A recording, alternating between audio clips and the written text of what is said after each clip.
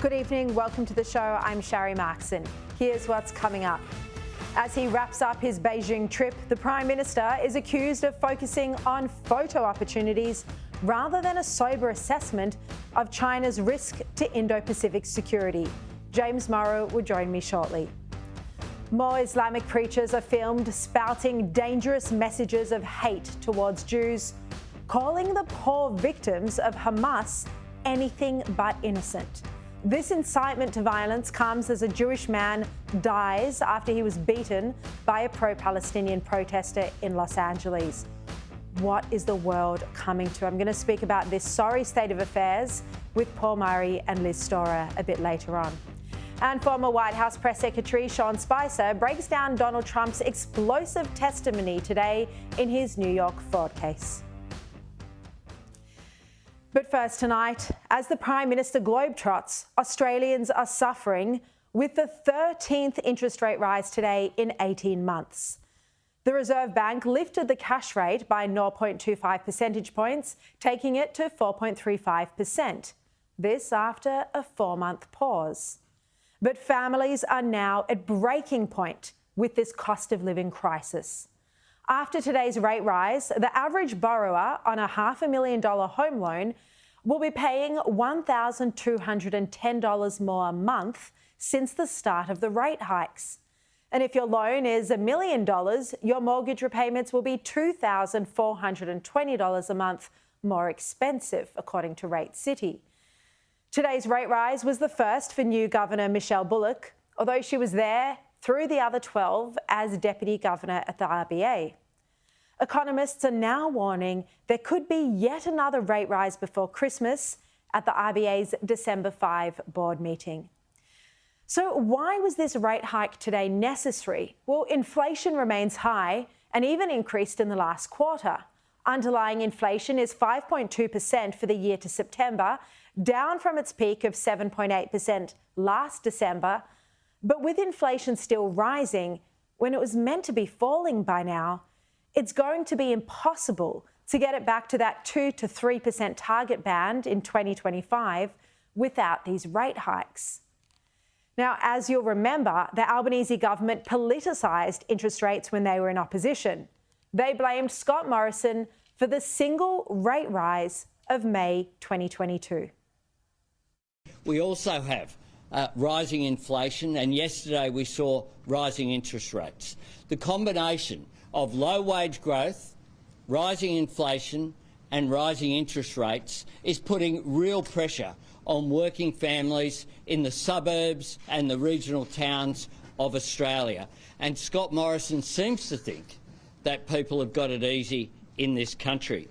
Scott Morrison has an excuse for everything and a plan for nothing. And then on Twitter, Albanese said, at the time, Australians are being hit with a triple whammy of skyrocketing costs of essentials, falling real wages, and now an interest rate hike. They need a government with a plan to ease cost of living. In yet another tweet, Albanese said it was hard enough to make ends meet under Scott Morrison, and today it got even harder for millions of Australians. Everything is going up except wages, and now interest rate rises are part of the pain. Those tweets from May 2022, just before the federal election. But now that Labor's in government and have presided over a further 12 rate rises, it's a different story. The Labor government now blames global oil prices and the war in the Middle East. And here was the Prime Minister in Beijing less than an hour ago, shifting responsibility for this rate hike. Well, the RBA, of course, are independent, but they have referred to in their statement that they're examining the impact on the global economy. We need to be engaged because we know that impacts of the global economy on energy prices, for example, feed through into the Australian economy. Such anger at the first interest rate hike and barely any empathy for people who are struggling now that there's been 13 hikes, 12 under his watch. Well, economists disagree with the Prime Minister. They say the government needs to stop pumping so much money into the economy. Glad to hear Treasurer Chalmers saying he's going to cut back on spending, because that's also raising inflation. The RBA can only raise rates to tackle inflation. It's their only lever. And they've raised rates 13 times. But economists say the single biggest factor within the federal government's control that's adding to inflation and therefore contributing to the need to raise rates is Albanese's high immigration policy. ABS data from September shows that our population grew 2.2% to 26.5 million people in the 12 months to March this year. Net overseas migration was up 103% from last year to 681,000 people this year.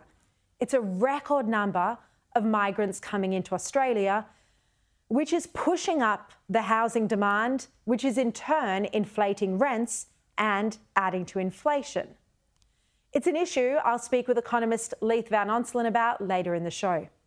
He says we have a burnout economy where the supply side of the economy is not keeping pace with the record immigration. So we've got a situation where the RBA is trying to hold back demand by raising rates, and the federal government, he says, has put the foot on the accelerator by pumping record numbers of people into the country. The RBA trying to slow the economy down in a per capita sense, but because the federal government is deliberately growing the population, it's working against the RBA. And before he left as governor, Philip Lowe said that solving the housing problem is one of the single biggest things the government could do to address inflation, and then build transportation infrastructure to support it. He asked, and I'm quoting here, are there 2% more houses? That was in reference to the population growing by 2%. And his answer was no. It was interpreted as a veiled shot at the Albanese government. But the immigration surge continues, and we're tipped to see around 715,000 net overseas migrants into Australia this financial year.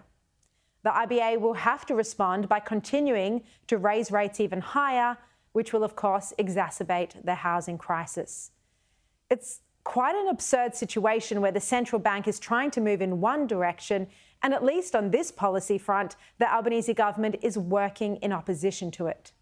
One economist I spoke to today about this said, and I quote, "It's the stupidest policy he's seen in his lifetime." You have to ask why the Albanese government is overseeing this big Australia policy. And it could be ideology, but it could also be partly to keep us out of recession. We are already in a per capita recession, which means that the GDP per person is falling. It's why everyone feels worse off.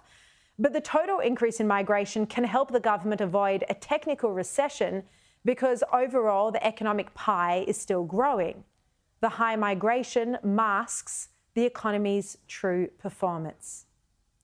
And on top of all of this, the Labor government is embarking on policies that are slowing productivity, like Tony Burke's IR reforms and some climate change policy. But the concern right now is that too many rate rises will put too much pressure on families and trigger a deep recession.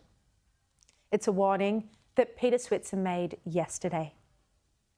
If she raises, she could actually create a recession that we don't really have. So it's going to take courage to lean against, all the economists saying she should raise, but it also takes a lot of courage, to basically, gamble that we could end up in a recession. So it's a really tough call for the Reserve Bank governor. And by the way, Pete, Reserve Bank governors have been hopeless on interest rates. I've been a commentator for over 3 decades, and I've seen so many mistakes by RBA governors. And yep, today we saw the 13th rate rise when families are already struggling with life, having to take on multiple jobs and facing, as a direct result of the rate rises, other costs, the soaring cost of groceries, power bills and petrol prices. Today's rise will make life far more difficult for families battling to find an extra $1,200 a month on the same salary, but with skyrocketing bills. And the Prime Minister seems to have forgotten his humble roots as he flies in a private plane all around the world. Since the Voice referendum, Albanese has been to Washington, now China, then he'll go to the Cook Islands for the Pacific Islands Forum, then to the United States again for the APEC summit in San Francisco. In total, he'll be overseas for the best part of a month. It's not that the trips aren't important, but he does seem to have lost touch with the struggle that families, his voters, are facing. He was elected on a promise to make life easier, to make life more affordable for families. And instead, every facet of daily life is far more expensive, all under his watch. Now, we normally wouldn't blame the government for 12 rate rises over 18 months. They're only partly the government's fault. But Albanese didn't hesitate to sheet the blame home to Scott Morrison and Josh Frydenberg for just one rate rise early last year. This is the triple whammy that Scott Morrison has presided over. Under Scott Morrison, cost of living is in crisis. This cannot be the thanks that Australians get. Scott Morrison has an excuse for everything and a plan for nothing. Scott Morrison's economic credibility is in tatters. Sky News host James Morrow joins me now. James, I mean, when you look at those clips, just to remind yourself, it's astonishing the ferocity with which Anthony Albanese attacked Scott Morrison for the cost of living that he called a crisis back in May 2022. Since then, everything is far more expensive, plus another 12 rate rises. But he won't take any responsibility.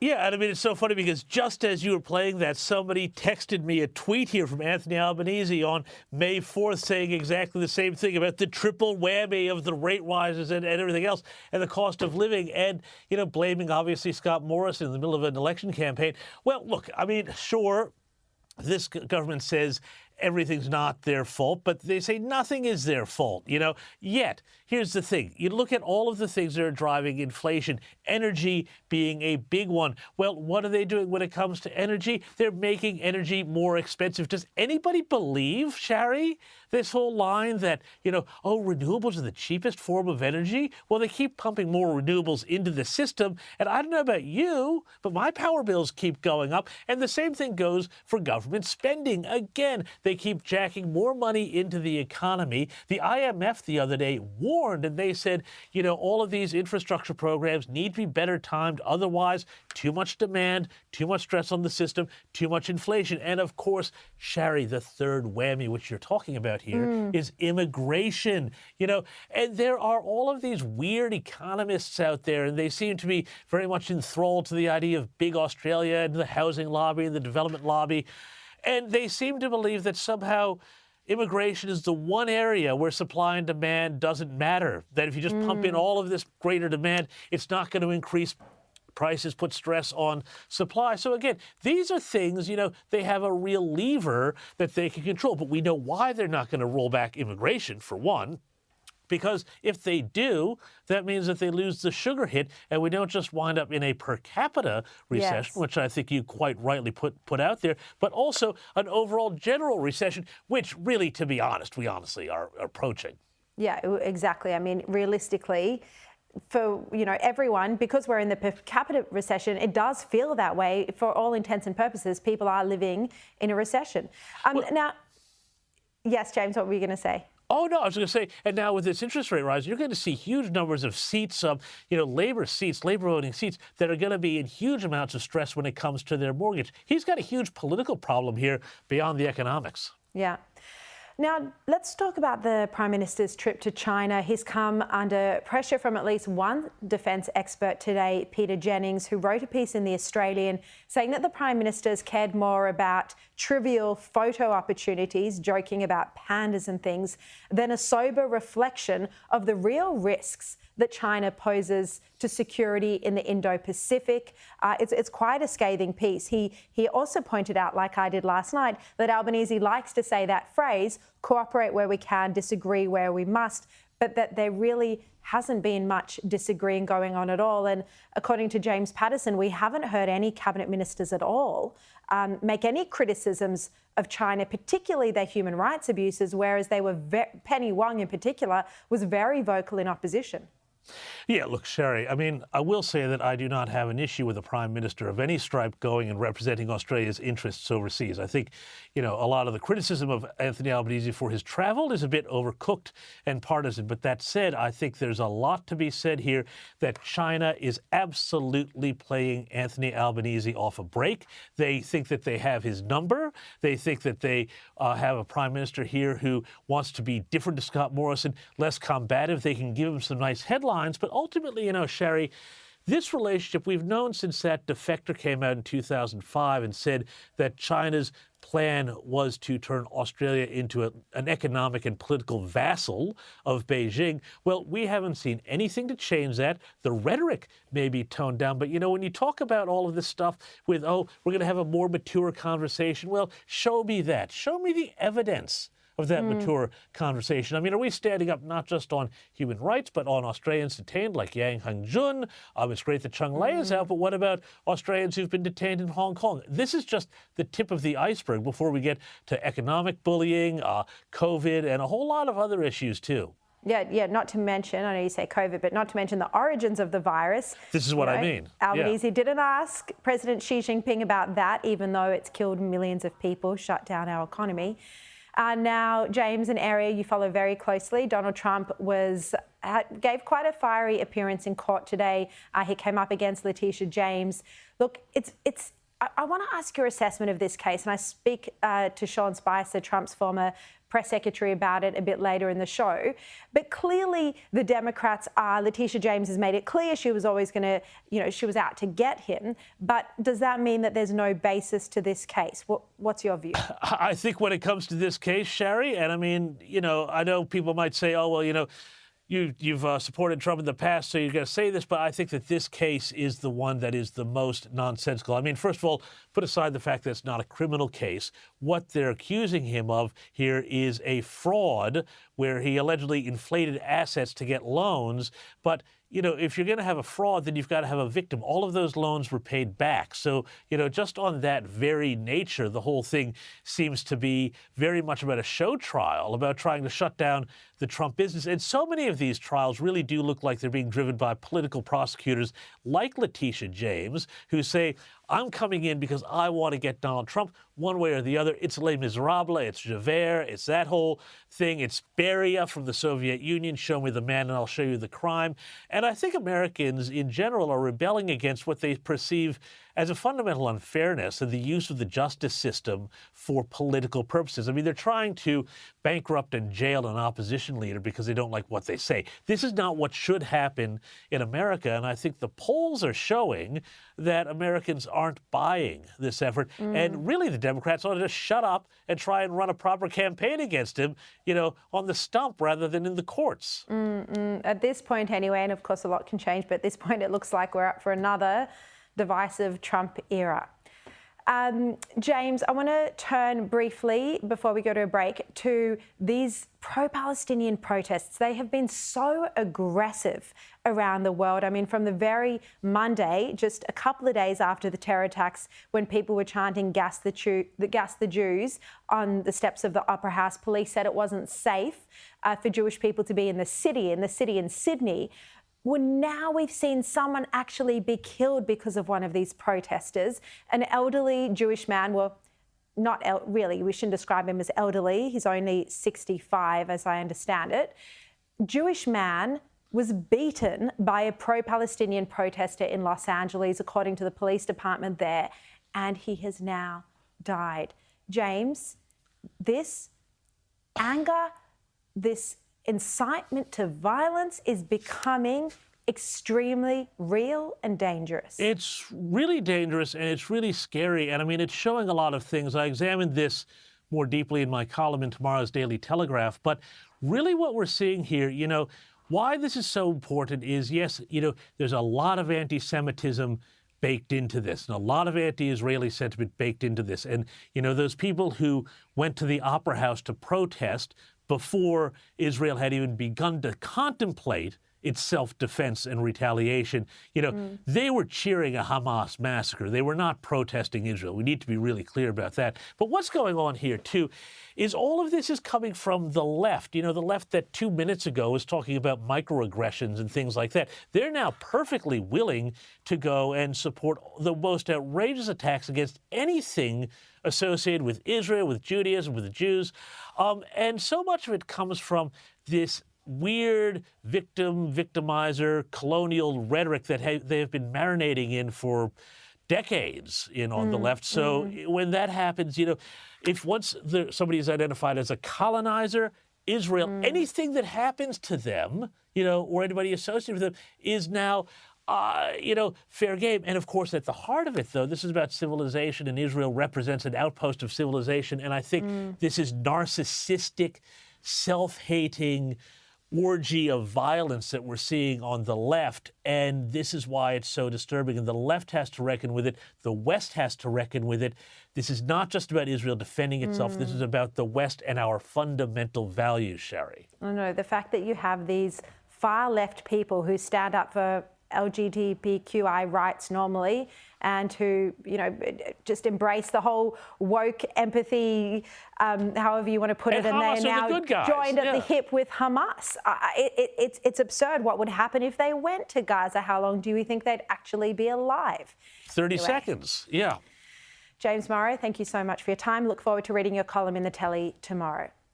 Now coming up, Leith Van Onselen breaks down how today's Reserve Bank decision will affect your mortgage, and former White House Press Secretary Sean Spicer is on the show to look at whether these civil and criminal cases piling up against Trump are helping or hindering his run for the White House.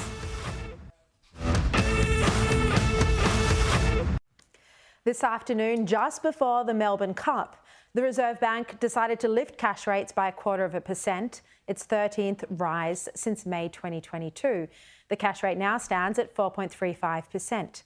Treasurer Jim Chalmers blames rising fuel prices for driving inflation, but didn't commit to introducing any price caps or subsidies. We're not currently working up any proposals on the fuel excise. We are focused on rolling out $23 billion of cost of living help, which is designed to take some of the sting out of these inflationary pressures. Economist and co-founder of Macro Business, Leith Van Onselen, joins me now. Welcome to the program, Leith. Look, obviously there are global factors that are contributing to this rate rise today. How much of this is out of the government's control, and which areas is in Albanese and Jim Chalmers' control that they could be doing more on to tackle inflation? Yeah, obviously there are some factors obviously out of its control, and the most obvious of that is obviously petrol prices, which have increased quite significantly over the past few months, and that's helping to drive inflation. But there are, as you said, several factors that are in its own control. And I'd argue that a lot of Australia's inflation has actually been driven by the Albanese government's record immigration program. Now, the Reserve Bank in its last month's statement of monetary policy said that it was concerned about two things. It was concerned about rapidly rising rents, and it was also concerned about the house price rebound. And both of those obviously being driven by, the record immigration that we're seeing. And it's worth noting that the Reserve Bank's rate hikes are slowing down individual households. We're seeing that we're in a per capita recession. Household spending per household is shrinking. But the problem is we're adding so many households to the Australian economy. So the Australian population grew by nearly 630,000 last financial year. But what this means is that aggregate demand keeps rising. And effectively, that is what's helping to push up this inflation through rents, through construction prices, etc. And it's worth pointing out that housing accounts for around 1/4 of the CPI basket. So when you have all this extra demand piling into housing, it pushes up rents, it pushes up construction costs, etc. That fuels inflation directly.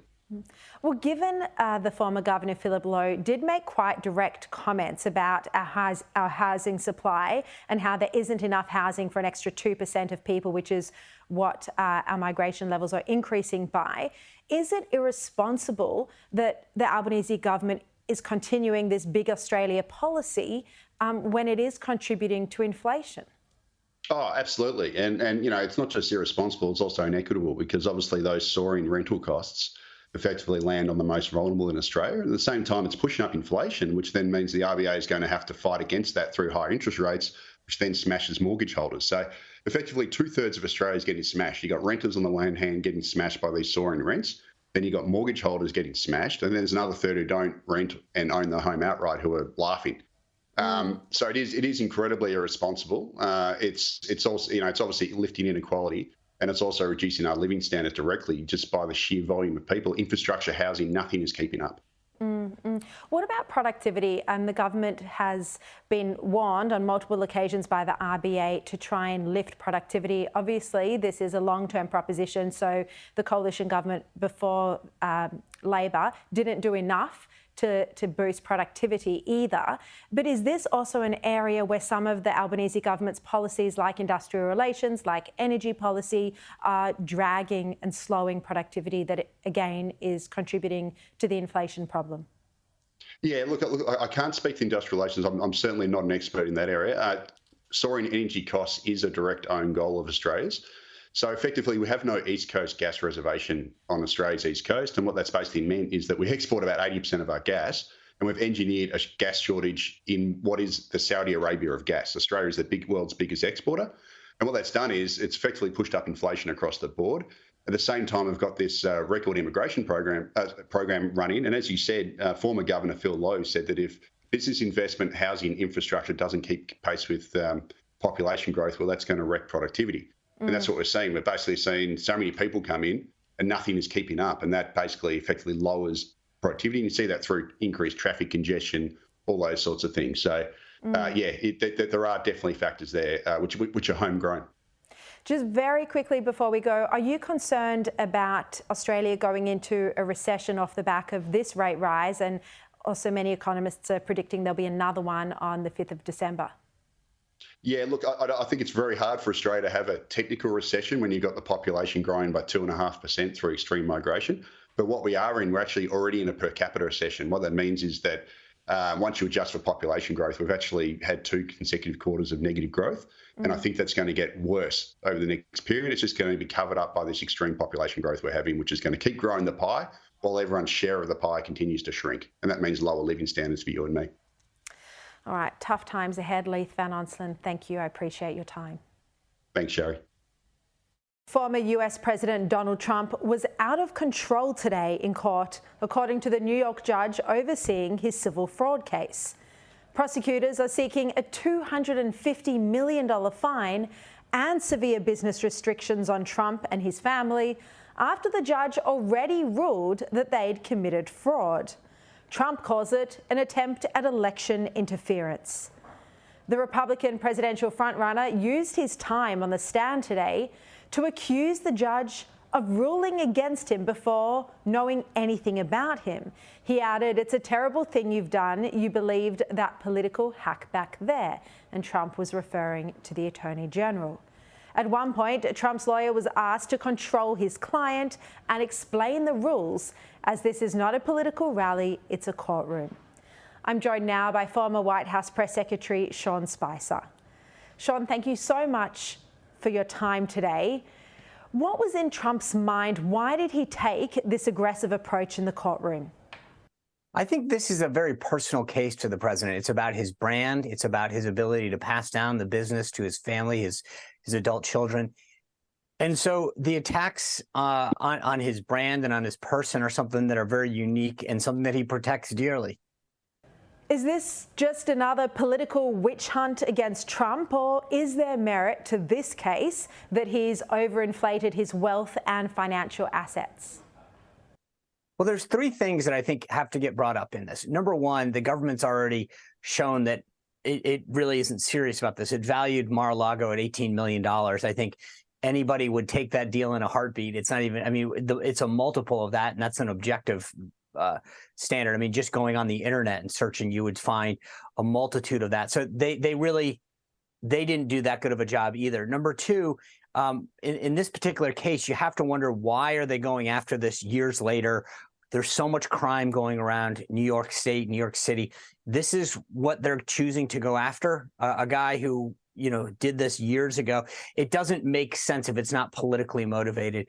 And third, I mean, the Attorney General literally campaigned on going after Donald Trump. And so we're seeing the weaponization of a political of the judicial system. There's no victim here, right? So normally you would find someone or something that is a victim, meaning that the banks got all their money, everything was paid. There's nobody that was harmed in any of these transactions. And so you have to wonder, is this what motivated the Attorney General years later to go after Donald Trump? And it's pretty clear it's all political.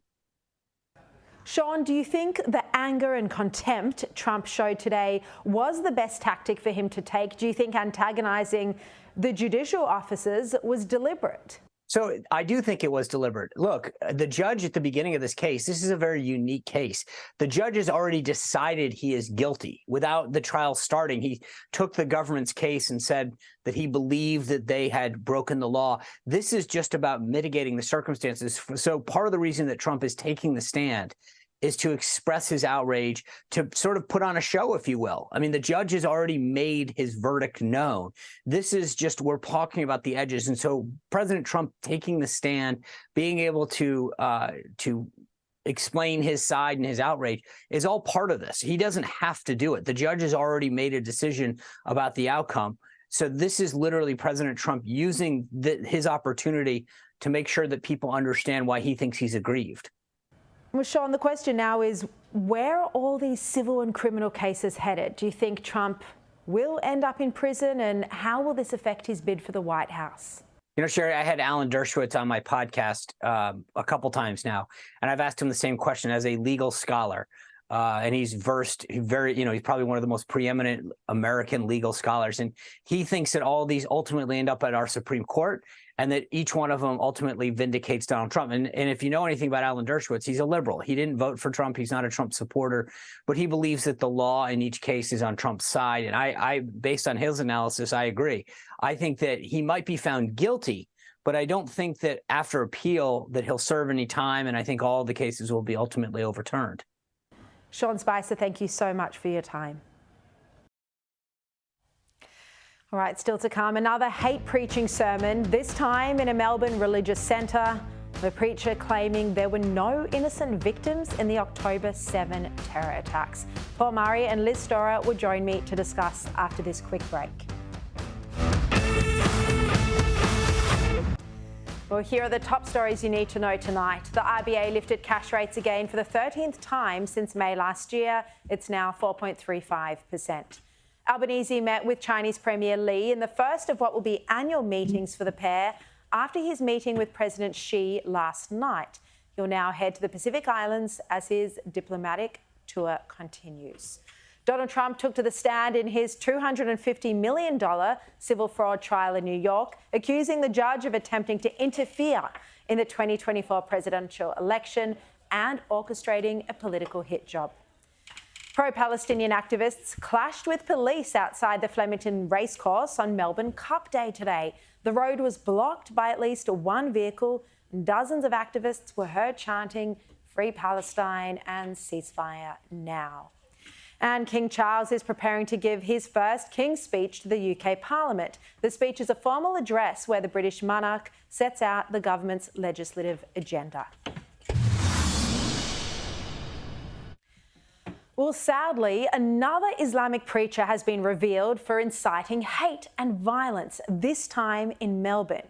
Last night we showed you Brother Ismail's teachings in Sydney. Here's, have a look. If the Australian government like it or not, if the ASIO likes it or not, if they want to deport me from Australia or not, the jihad is the solution for the ummah. Advocating jihad. Well, now there's Islamic scholar Nassim Abdi and the comments that he made just a few days after the terror attack. When it comes to the media's response, one of the things that we mentioned already is the constant use of the words innocent victims. Does anyone here want to say an innocent victim get hurt, Jewish or otherwise? No one wants to say innocent victim get hurt. So they use always innocent victim, innocent victim, innocent victim. These were not innocent victims, as we mentioned. These were people on the borders.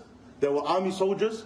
There were people who were infuriating the Palestinian people. Secondly, when it comes to innocent victims, the women that they showed, you never hear them talking about the men. You never hear them talking about the soldiers. They always say women, children, women, children, women, children. Obviously, this is the soft part in people's hearts. Which women did you see on the news? Did you see the ugly ones? Did anyone see any ugly women on the news? Honest question. No. There was no ugly women on the news. It looked like, mashallah, Victoria's Secret supermodels, tabarakallah. This is human psychology. They put these women there for what reason? To show that we are beautiful women, we are free women. They've got them dressed in their skimpy clothing. We are just like you in the West. We enjoy the same freedoms, the same liberal understandings as you guys. Help us, be with us, we are one against these savages, against these beasts. It's just truly terrifying that there's this level of hatred, this level of extremism in Melbourne and in Sydney, right in the hearts of our community. And meanwhile, protesters and union members are planning to block an Israeli ship from docking in Sydney. Ben Fordham revealing this on air today. And then over in the US, a Jewish man, not elderly, just 65, died after he was beaten by a pro-Palestinian protester in Los Angeles, according to the police department. This rise in anti-Semitism is devastating and despicable. There are hundreds of other examples. And you don't hear the Greens, who stormed out of the Senate yesterday, calling it out. But Israeli President Isaac Herzog spoke about this anti-Semitism in an interview he's done with Piers Morgan that's airing later tonight. He said the international community need to tell Hamas and Hamas supporters that they're enabling this evil regime. And he spoke about how families were tied up with barbed wire, burnt to death. He asked, quite rightly, why would a 9-month-old baby be kidnapped? And by the way, seeing as we're now a month on from those kidnappings, that baby is now 10 months old, still separated from his parents. Why would a 3-year-old be taken hostage after her entire family was killed? Have a look at what Isaac Herzog had to say. There must be no justification under any circumstances, none whatsoever, to the atrocities that we have seen and gone through. And no justification to terror, none whatsoever. By the way, this hate regime that attacked us, the first thing they'll do, unfortunately, they'll try to attack Jordan as well. We're all in this together. They'll try to attack other regimes as well. They're all in this together. We're all in this together. We are all nations who want to move to peace, and we're attacked by this philosophy of hate of Al-Qaeda, ISIS, Hamas, Jihad, and the rest. All right, Sky News hosts Paul Murray and Liz Storer are here with me now. Look, I think it's a good point that, you know, the West and the left seem to think, oh, these pro-Palestinian rallies, they're just so peaceful. And they forget that the reason Israel has gone to war in the first place is because of this terrorism that struck at the heart of its people.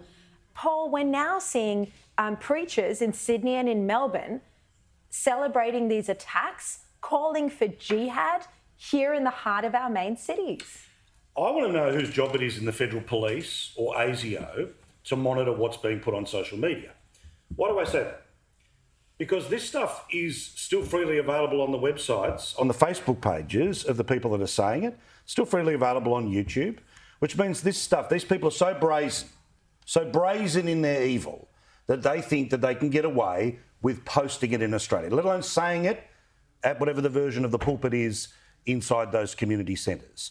That means that all of the efforts Australia has made to try to go after radical Islam have now started to fade or fail or look the other way as progressives have attempted to say that the threat to violence in this country is right-wing extremism. Right-wing extremism. Remember when Christina Keneally was on her way to becoming the Home Affairs Minister if Bill Shorten ended up becoming the Prime Minister?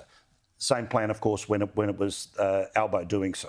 Her obsession was right-wing terrorism, right-wing terrorism. ASIO constantly asked about right-wing terrorism, right-wing terrorism.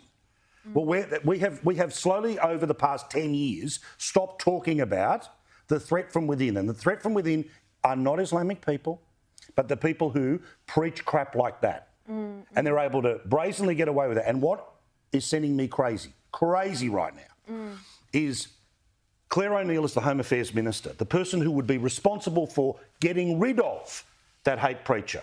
Nothing. She's said nothing. She'll do a press conference when she wants to lay into somebody about data releasing, but nothing on this. No tweets, no interviews, nothing. Why? Instead, 24, 48 hours. We're still calling him by the alias that he wants us to call him.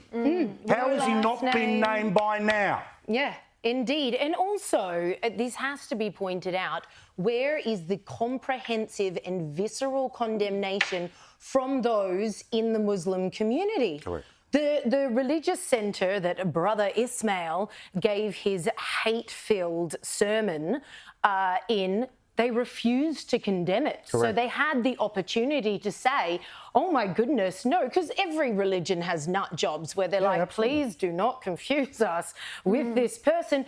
We haven't been hearing any of that. That's the point. I think Exile the extremists. Yeah, and everyday Aussies keep being told, don't confuse Palestinians with Hamas, don't confuse all of this with Muslims in general. Well, you could help out the everyday person in making that very important distinction by making comprehensive, absolutely unapologetic statements to say, we are appalled that this person was even behind a pulpit. This should never have happened. We don't know how many people is in that congregation on any given day that they're spewing this utter hatred, literally calling for Jews to be killed. But that's what terrifies me as a Jewish person, Paul, is that, you know, we think it's just the odd person here or there, but at that protest or rally or whatever it was at the Opera House, 2 days after the terror attacks, before there was any Israeli government response, there was a whole large element there of people saying, gas the Jews, kill the Jews. Every single rally we've seen has had anti-Semitic elements. The fact that there even are rallies or were rallies in the wake of the terror attacks before any response had started shows that this is a hatred of Jews and of Israel. Absolutely. So that's what's terrifying to me. At what point, you know, is our government taking this seriously? Because I know that the intelligence agencies conducted a climate change review. They had Andrew Shearer, the top spy, conduct a climate change review. Are they taking this seriously? No. Are they protecting the community I'm part of? Well, look, whatever happens behind the scenes, and we all know that when it comes to the worst things that happen, the police have to get it 100% right all the time. To prevent the things that we never see, right? Okay. They, of course, get it wrong every now and then, which means we end up seeing some of the things that end up taking lives in terms of terrorist attacks, right? But in terms of this, it's very clear what the softly approach is of the modern bureaucracy and the modern leadership of law enforcement. Interesting inquiry, and good on the people in the New South Wales Parliament who are trying to go through every little detail about that nonsense, that disgrace. I'm not going to call it rally, it is a riot that was out the front of the Opera House. And they've been able to uncover, police knew for days in the lead up to it that somebody was going to bring a flare and somebody was going, okay, well, if you knew somebody was going to bring something like that to the SCG, you'd find them and stop them. Exactly. Why wasn't it found and stopped on the very day where the unapproved protest, a couple of days after what happened on October the 7th, was happening at Town Hall? The police could have ringed it off and not let it walk. Instead, they let it walk, and the police turn around and say, we can't control 1,000 people. So if your federal government can't name and shame this bloke who's one of the preachers, if your federal police can't say, we are watching you and we will get you, if the funding organisations that any of these organisations that refuse to condemn that behaviour do not pull funding, or where is the head of the AFP or ASIO today saying, here's the message to every lunatic in Australia, stop it, because we can see you, and if we see you doing it, we will arrest you. And one last thing, I'm kind of annoyed that we can tell. We're glad. Correct, but I'm kind of annoyed that it was revealed what this protest, this blockade's going to be of the Israeli ship tomorrow. Why? Because New South Wales has passed laws that were focused on those blockade Australia lunatics. If you get in the way of trains, mass movement, you can be immediately arrested and jailed. By tipping everyone off that it's going to happen, the protest may not happen. Part of me wished the protest happened so the police could yank, and take a dozen of people and throw them in jail. We haven't seen that happen even with those blockade crazies. Even when they get taken to court, they get let off, soft touch, usually something mental Correct, related. but they spend time in jail through that process. I agree they don't spend enough time. And then they appeal, and they get say out that I and was say emotionally they're going to sue for the 2 weeks that they spent in jail. I'm 100%. glad you bring up this blockade of Port Botany, because they've already quite successfully done this at Tacoma in Washington. There was a similar rally. There was a US military ship that was trying to load on supplies for Israel, including weaponry. These guys got in the way, caused a scene. I'm still not sure what's come about as a result, but bring on the water cannons, like, for crying out loud. 100%. There just seems to be no justice here. And we've already seen the approach from the AFP and others. Our law enforcement's go-to strategy seems to be, let's appease the violent group. Correct. And that's what we're seeing. Correct. Yeah. In order to just keep them appeased. And we do that by telling the odd Israeli who dares to stick up some hostage posters, you've got to take those down, as we saw yesterday. And that just encourages more. But Liz, we'll see you at 10 o'clock. Paul, we'll see you at 9 o'clock. Do not apologise. I'm so grateful for your strength We're and ready your to anger, go. and particularly your reporting on uncovering Anne Ray Hadley's what the police knew. Oh, more before tonight that at 9. More, way more. Can't wait. Thank you, Paul. See you guys. Cheers. Still to come, TikTok is now taking sides in this Hamas-Israel war, banning pro-Israeli accounts. One young Jewish woman joins me next. Welcome back. Well, my guest now was banned from TikTok for posting peaceful pro-Israeli videos. Ramona Craypot joins me now from Melbourne. Ramona, your videos, your account promotes peaceful content, explains the history of Israel. What was the reason that TikTok gave for pulling you off their platform? Thanks for having me, Sharri. So over the past 3 weeks of going back and forth with TikTok, they have been removing a lot of my videos. I applied to have them reinstated, and most of the time it has been successful and the videos are re-uploaded.